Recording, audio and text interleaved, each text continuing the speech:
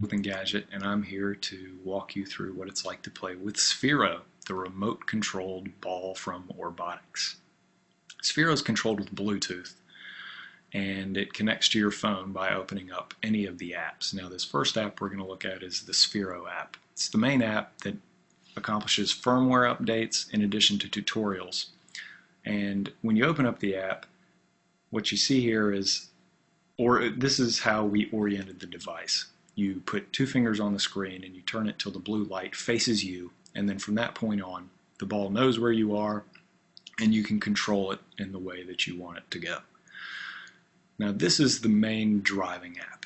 This is the joystick functionality. It looks kind of like a D-pad that you would have seen on an NES Max back in the day.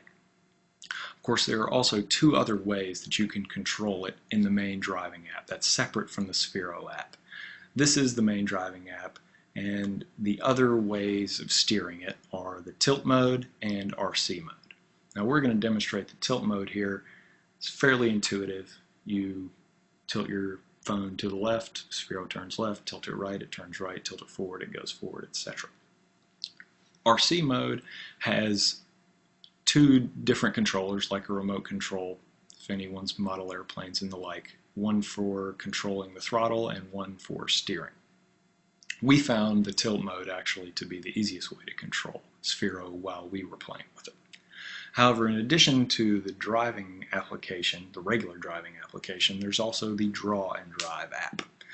Now, this is fairly straightforward. You trace out the route that you want Sphero to go in, and he does as he's told. It's almost like Simon Says driving, really. Now, once you can see that Sphero's kind of doing its thing, it's not exactly going that quickly. That's because we've got it set on the lowest speed setting. There are three speed settings: cautious, comfy, and crazy. We've got it on cautious here. As you can see, it's at about a walking pace, not terribly fast, and that's because it's easier to steer.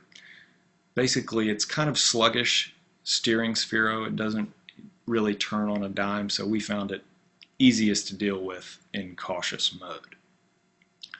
In every app, there's also the color picker function. There's an LED on the inside of Sphero, and using color picker, you can match Sphero's exterior to whatever color you might want to have it that day. Now, the last app that we're going to show you is the golfing application. And there are two ways to golf. In practice mode, you swipe up on the screen and that controls the trajectory and speed of the ball. In swing mode, you use your phone essentially as a Wiimote, physically swing your phone, and then off the ball goes. Now, in the golf application, there are three clubs. There's your driver, your iron, and your putter, and that controls how far the ball goes. Now, in this swing mode, you can see that there was a little bit of lag there. That's actually because we found out later on that we were holding the phone incorrectly. You want to have the screen facing where you want the ball to go. So once we figured that out, there wasn't any lag left. But we had fun regardless.